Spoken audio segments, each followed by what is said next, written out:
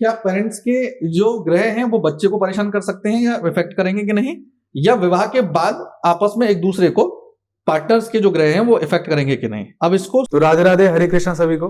आज हमारे साथ है गुरुदेव कृष्णा के शर्मा जी। आज का जो पॉडकास्ट है वो सिर्फ एस्ट्रोलॉजी के लिए है, जो हमारा यूथ पूछना चाहता है। तो राधे राधे गुरुदेव। राधे राधे भैया, कैसे हैं आप? मैं बहुत अच्छा हूँ और आपके चैनल पे फिर एक बार आपने बुला लिया है। बिल्कुल। आपकी जनता और आपका यूथ बार बार ऐसे क्वेश्चंस कर रहा है कि आपने हमें फिर एक बार बुला लिया और मैं फिर हाजिर हूँ आपके सवालों के लिए। बिल्कुल। तो गुरुदेव, मेरा पहला ये क्वेश्चन होगा आपसे, जैसे हमारे जीवन में सबसे ज़्यादा कुंडली का प्रयोग जो होता है वो शादी के टाइम पे होता है।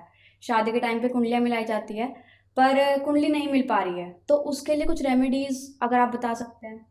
जी, कुंडली मिलान और लग्न मिलान, सबसे पहले आपको इसको समझना पड़ेगा।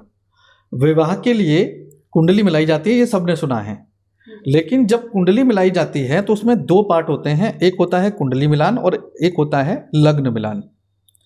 जब कुंडली मिलान और लग्न मिलान किया जाता है तो कुंडली मिलान आप मान के चलिए 100 में से लगभग 75-80 कुंडलियां मैच कर जाती हैं, लेकिन कुंडली और लग्न मिलान दोनों जब मैच करते हैं तो लगभग 45 से 60% कुंडलियां ही मैच करती हैं, बाकी मैच नहीं करती हैं। आपने देखा होगा कि पहले के ज़माने में बहुत कम डाइवोर्स हुआ करते थे, आज के टाइम पे डाइवोर्स बढ़ गए हैं। इसका कारण कहीं ना कहीं कुंडली ना मिलाना, कुंडली को ना मानना, धर्म के विपरीत जाना और विवाह के समय पर जितनी भी रीतियां हैं उनके विपरीत काम करना, ये तो कारक है ही, लेकिन कुंडलियां मैच ना करते हुए भी विवाह कर लेना या केवल कुंडली मिलाकर विवाह कर लेना, लग्न मैच करना ही नहीं। इसका मतलब क्या है? लग्न मिलान और कुंडली मिलान क्या होता है ये पहले एक बार समझा देता हूं। लग्न मिलान ये होता है कि जो व्यक्ति जब से जन्मा है और जब तक वो इस जीवन में रहेगा पृथ्वी पर, यानी कि मृत्यु लोक में रहेगा, जीवन उसका है, तब तक लग्न कार्य करता है। तो वो किसी लड़की का भी होगा, वो किसी लड़के का भी होगा, तभी वो मैच किया जाएगा। वो दोनों मैच करते हैं कि नहीं। खास तौर पर कुंडली का चौथा भाव जो विवाह के लिए है, कुंडली का 7th हाउस जो वैवाहिक जीवन के लिए है, दोनों जिसको बोलते हैं हम लोग लाइफ पार्टनर के साथ जीवन कैसा रहेगा, वैवाहिक जीवन बोलते हैं, वो कैसा है दोनों का। और तीसरी चीज 5वां भाव कुंडली का संतान के लिए, कि विवाह सही चल रहा है, संतान नहीं हो रही। आप देखो आज का संतान की कितनी दिक्कत हो रही है, तो इसीलिए क्योंकि लग्न में संतान वाला भाव देखा ही नहीं गया। तो ये तो है लग्न, अच्छे से मैच होना चाहिए। कमी है तो उसके उपाय विवाह पूर्व होने चाहिए। दूसरा, कुंडली मिलान में हम गुण देखते हैं, गण देखते हैं, योनि देखते हैं, मैत्री देखते हैं, भकूट देखते हैं, नाड़ी दोष देखते हैं। आपने शब्द सुना होगा नाड़ी दोष। तो ये सब चीजें जब देखते हैं तो उसको बोलते हैं कुंडली मिलान। तो अब यहां पे आते हैं कि सब कुंडली मिलान मैच नहीं कर रही है और हमारे हिसाब से विवाह करना भी उसी से है। तो इसके दो तरीके हैं। किसी भी व्यक्ति की कुंडली मैच ना करे और लग्न मैच कर जाए तो उसको विवाह कर सकते हैं, यानी कि लग्न चार्ट ऐसा है जो दोनों को पूर्ण करता है, किसी भी प्रकार का दोष दोनों की कुंडली को मिलाने के बाद नहीं होता है, तो विवाह किया जा सकता है। पहली बात। यदि ऐसा नहीं होता है कि कुंडली की डिटेल्स नहीं है, अब यहां पर यह बात आती है कि लग्न बनेगा तब जब दोनों की डिटेल्स हमारे पास होंगी। अब किसी की डेट ऑफ बर्थ नहीं है, किसी का टाइम पता नहीं है, तो क्या करें? ऐसे में दो नाम अक्सर व्यक्तियों के होते हैं, एक जन्म का नाम होता है और एक प्रचलित नाम होता है। तो इन नामों के द्वारा भी कुंडली मिलान कर कर विवाह किया जा सकता है। इसका बड़ा आसान तरीका है। ऐसा नहीं है कि आपकी कुंडली मैच नहीं कर रही है तो हम विवाह नहीं कर सकते। हम लग्न पर भी ध्यान दें और लग्न के अलावा दोनों के जो लग्न नहीं मैच कर पा रहा है तो दोनों के जो अलग अलग नाम दिए गए हैं उन दोनों नाम से भी अगर मैच करते हैं तो भी हमको इसका सोल्यूशन बड़ी आसानी से मिल जाता है। कहीं कोई छोटी मोटी दिक्कत है तो उस दिक्कत का उपाय विवाह पूर्व कराया जा सकता है, उसमें कोई समस्या नहीं है। सर, आजकल हमारे यूथ को सबसे बड़ी प्रॉब्लम है ना, वो मांगलिक दोष की है। सब कहते हैं कि मांगलिक दोष है तो हम कर नहीं सकते, या मांगलिक दोष अगर कहते हैं कि शादी दूसरी करनी पड़ेगी, शादी से पहले भी एक और शादी करनी पड़ेगी, तो उसका भी निवारण काफी लोगों को पता है, काफी लोगों को नहीं पता। बहुत अच्छा प्रश्न है। कुंडली मिलान जब करते हैं तो सबसे पहले पूछते हैं कि पंडित जी नाड़ी दोष तो नहीं लगा और मंगल दोष तो नहीं है, मंगली तो नहीं है, ये पूछा जाता है। बहुत लोगों को नहीं पता होता मंगली है या नहीं। मंगल दोष का प्रभाव दो तरीके से देखा जाता है कुंडली पर, एक तो वैवाहिक मंगल दोष और एक कुंडली का मंगल दोष। वैवाहिक मंगल दोष की जब हम बात करते हैं तो कोई बच्चा जो मंगली है उस बच्चे का विवाह यदि 27 वर्ष के बाद करें, यानी उस बच्चे की उम्र एज 27 वर्ष हो जाए उसके बाद विवाह करें, तो कोई भी मंगल दोष वैवाहिक नहीं रहता। पहली बात, ये सब जगह लिखा हुआ है। सारी किताब कोई भी पढ़ के देख लीजिए, आप मंगल की इंडिविजुअल किताब पढ़ लीजिए, 9 ग्रह की किताब पढ़ लीजिए, 7 ग्रह की किताब पढ़ लीजिए, जो चाहे आप पढ़ेंगे, सब में यही लिखा है कि मांगलिक दोष वैवाहिक 27 वर्ष के बाद समाप्त होता है, हो जाता है, उसके लिए कोई भी उपाय करने की आवश्यकता नहीं है। अब मंगल दोष हमारा समाप्त हो गया 27 वर्ष के बाद, अब हमको विवाह किससे करना पड़े तो ये प्रश्न आता है, हम मंगली से करें अभी भी विवाह या किसी से भी करें? तो यदि आप 27 वर्ष के हो गए हैं और मंगली भी हैं तो आप नॉन मंगली से विवाह करिए, आप आंशिक मंगली से विवाह करिए या मंगली से विवाह करिए, कोई प्रभाव नहीं आने वाला आपके जीवन पर, सब कुछ बढ़िया चलेगा। अब बात करते हैं इसकी कि मंगली हम हैं और 27 वर्ष से पूर्व विवाह करना चाहते हैं और सामने वाला व्यक्ति मंगली नहीं है, तो इसमें क्या करना चाहिए? तो मैं द्वै विवाह और इन सबको तो मैं नहीं मानता कि द्वै विवाह करना चाहिए, कि घट विवाह करना चाहिए या बट विवाह करना चाहिए, इसको मैं नहीं मानता। लेकिन मैं इसको मानता हूं कि हाँ, उस समय पर मंगल आपको प्रभावित करेगा, और क्या प्रभावित करेगा ये भी मैं क्लियर कर दूं, किसी की मृत्यु नहीं होती। अगर मंगली का विवाह मंगली से ना हो तो मृत्यु किसी की नहीं हुई आज तक, ये सब अफवाह है, झूठ है। क्या होगा, जो व्यक्ति मंगली है और 27 वर्ष से पूर्व उसका विवाह होगा तो आप मान के चलिए उसको पेट संबंधी रोग, उसको ब्लड से संबंधी रोग, डिप्रेशन, या आप कह सकते हो कि आत्मविश्वास की कमी, डिप्रेशन उतना नहीं होगा लेकिन कॉन्फिडेंस लेवल उसका लो होने लगेगा, ये आप कह सकते हो, ये होने लगेगा। कैसे बचा जाए? आप अपने रिंग फिंगर में जो भी बच्चा मंगली है, मूंगा रत्न चांदी में धारण कर ले। कब तक? जब तक वो 27 वर्ष का ना हो। 27 वर्ष के बाद वो जीवन भर पहन सकता है, चाहे तो वो उतार के दे सकता है। यह उपाय करने से कोई भी मंगल दोष नहीं रहेगा, और मंगल का जितना डर बैठाया गया है इतना मंगल परेशान करने वाला नहीं है, यदि आपको सही जानकारी है तो। तो गुरुजी, अगला सवाल जो मेरा है कि पेरेंट्स और पार्टनर्स दोनों के ग्रह किसी पे इफेक्ट कर सकते हैं क्या? ठीक है, आपका प्रश्न है कि क्या पेरेंट्स के जो ग्रह हैं वो बच्चे को परेशान कर सकते हैं या इफेक्ट करेंगे कि नहीं, या विवाह के बाद आपस में एक दूसरे को, पार्टनर्स के जो ग्रह हैं वो इफेक्ट करेंगे कि नहीं। अब इसको मैं बहुत आसान तरीके से समझाता हूं आपको।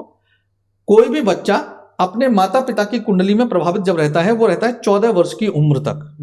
जैसे हमसे कोई बच्चा कहता है के लिए आता है कि हम कुंडली दिखवानी है, तो हम पूछते हैं कोई परेशानी तो नहीं है, बोले नहीं, तो हम कहते हैं उसकी कुंडली दिखाने की आवश्यकता नहीं है। कब तक? जब तक वो 14 वर्ष का ना हो जाए, क्योंकि 14 वर्ष का होने के बाद 14 से 21 वर्ष के बीच में उस बच्चे के ग्रह अपने एक्टिव होना शुरू होते हैं। उससे पहले वो माता पिता की छांव में रहता है। उसके ग्रह होते हैं, प्रभावित भी करते हैं, ऐसा नहीं प्रभावित नहीं करते, लेकिन माता पिता की जहां तक बात आती है, 14 वर्ष तक माता पिता की कुंडली का साया बच्चे की कुंडली पर रहता है।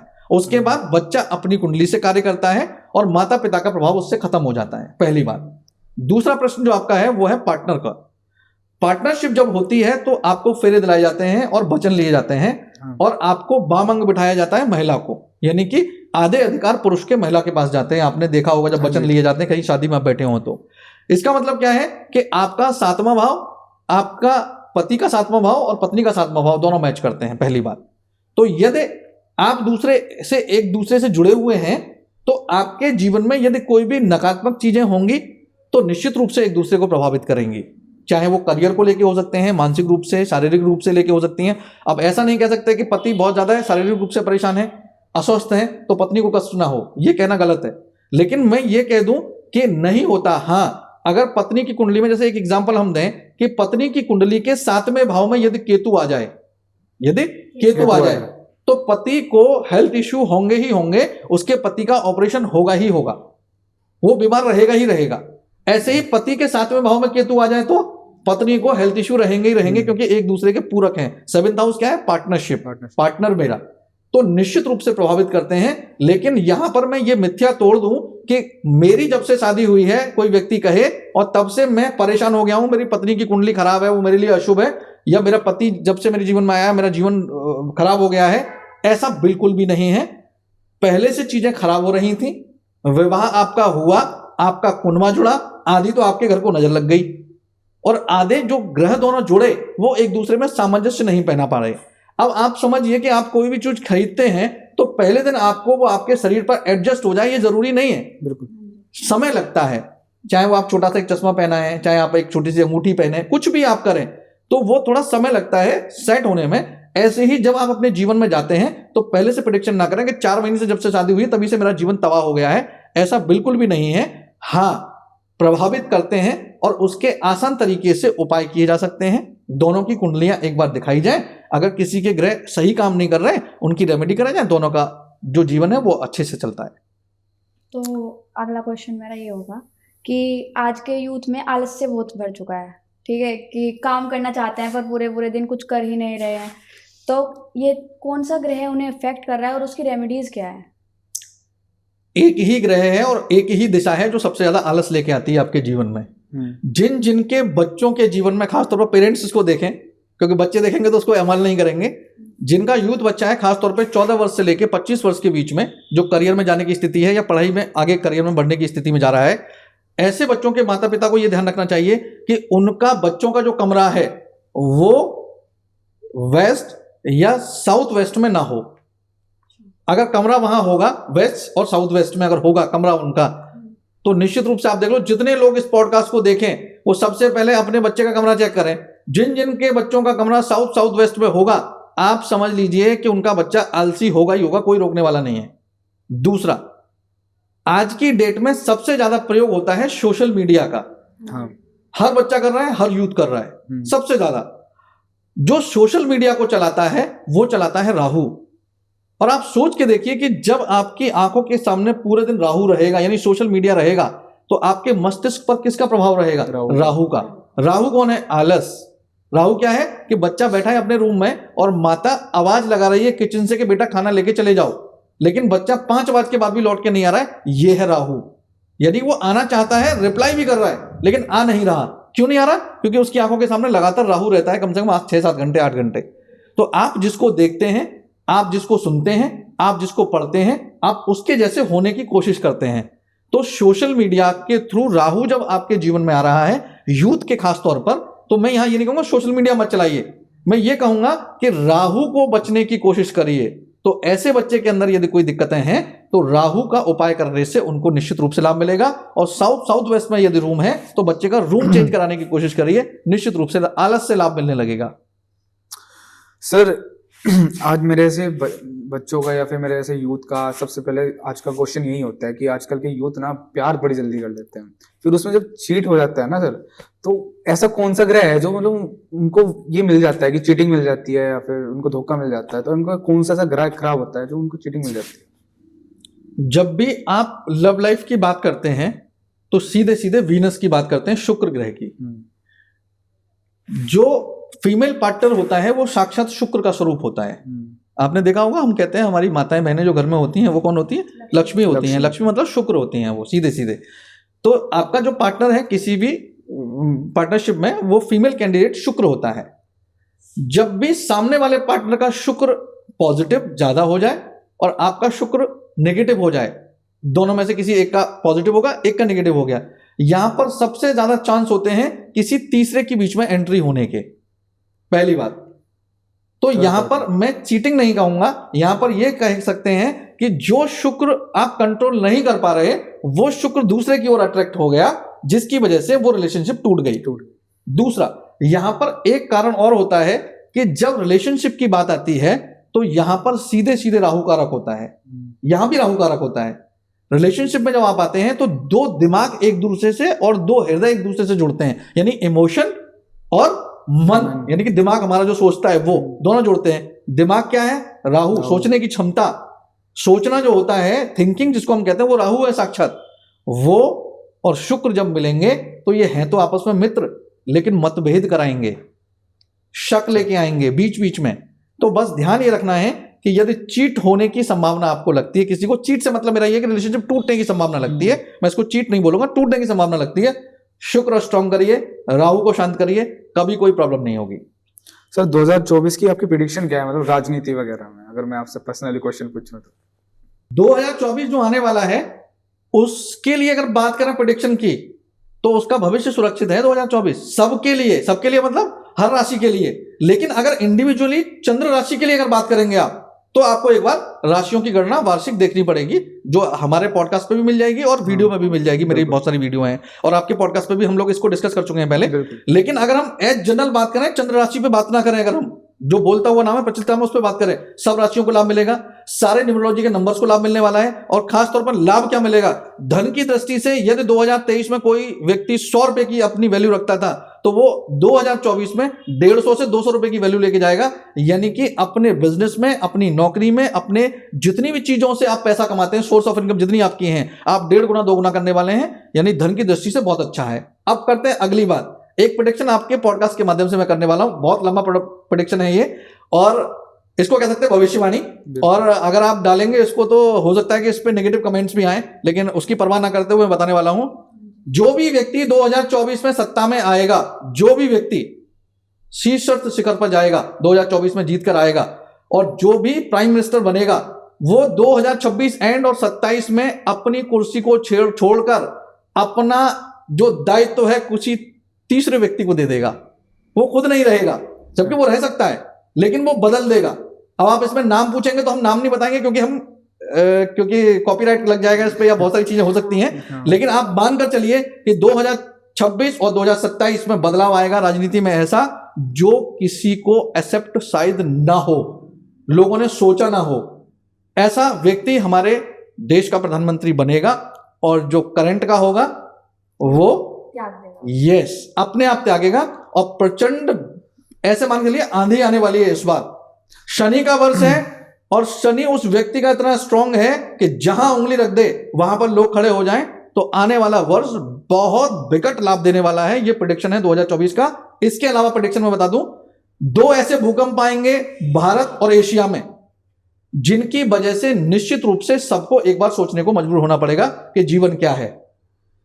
दूसरी चीज, इसमें अगर हम बात करें तो कोई भी एक ऐसा राजनीतिक हलचल होने वाली है 2024 में, या तो किसी ऐसे नेता की मृत्यु हो जाए, या कोई ऐसा अनएक्सपेक्टेड व्यक्ति ऐसे पद पर जाकर बैठ जाए जो सोचा ना हो किसी ने।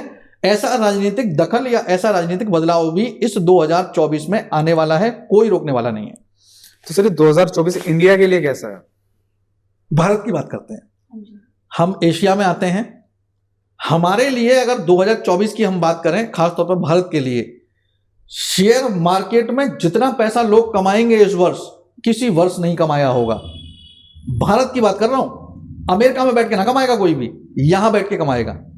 दूसरी चीज, आपने यदि शेयर मार्केट किसी ने नहीं भी खेला है, शेयर मार्केट काम भी नहीं कर रहा है, वो शेयर मार्केट में उतरना चाहेगा, पहली बात। दूसरी चीज, किसी भी तरीके की न्यायिक प्रक्रिया हमारे देश की किसी देश के साथ चल रही है अगर, तो उसमें हमें लाभ होने वाला है।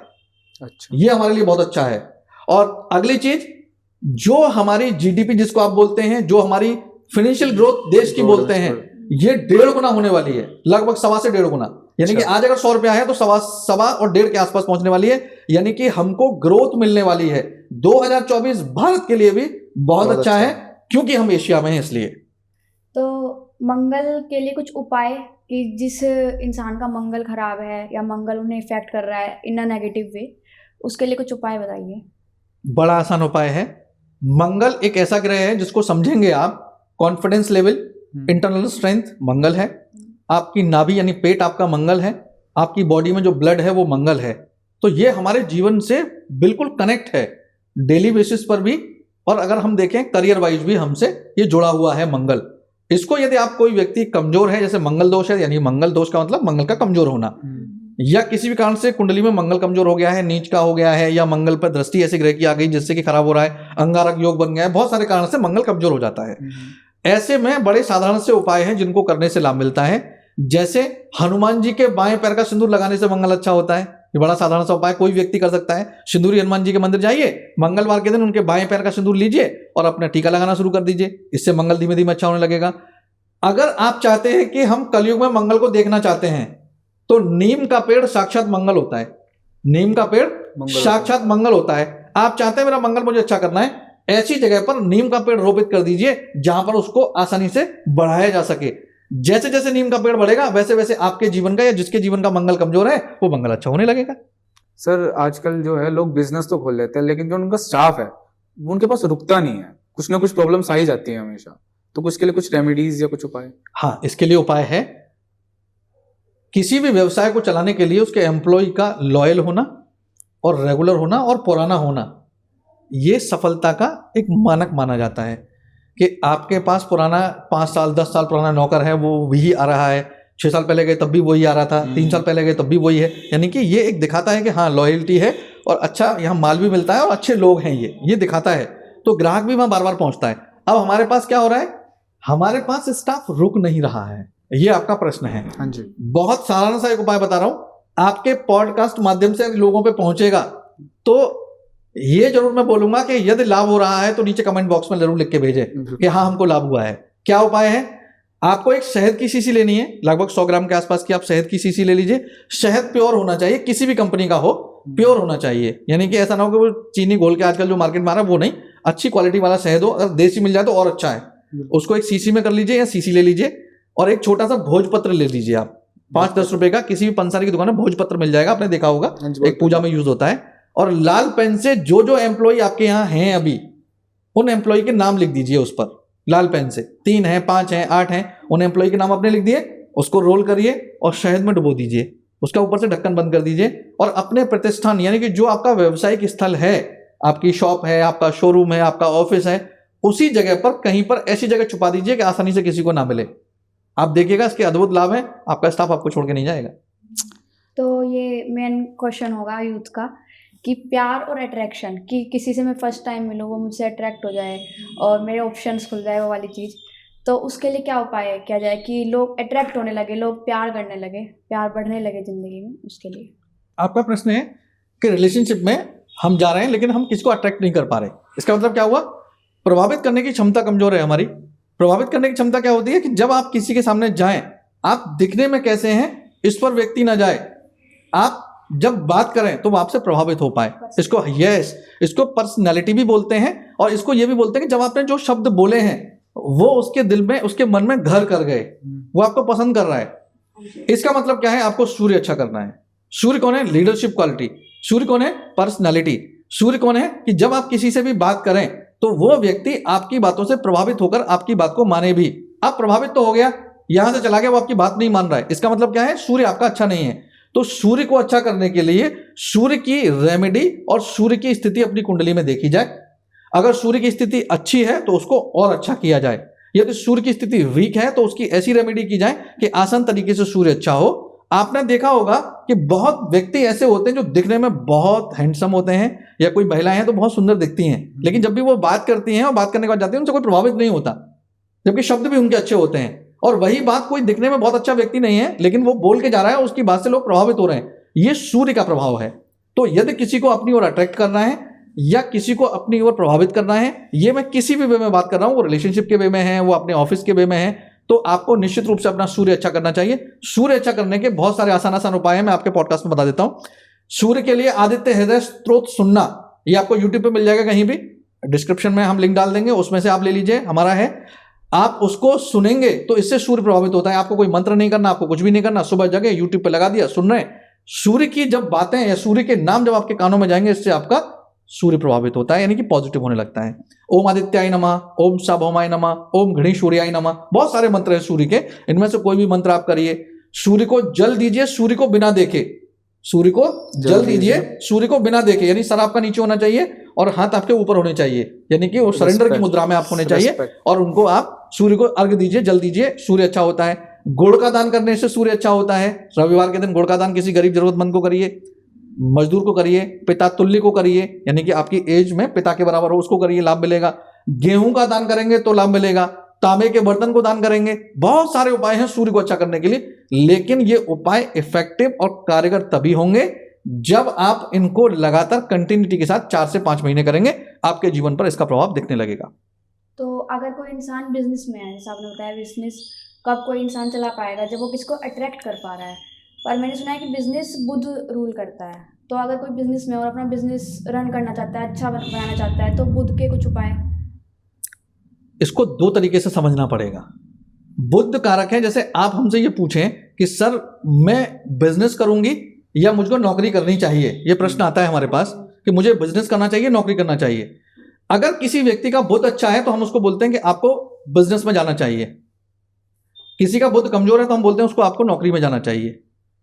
बुध का मतलब यह है कि आप बिजनेस कर सकते हैं, लेकिन बुध यह तय नहीं करता बिजनेस किस चीज का कर रहे हैं।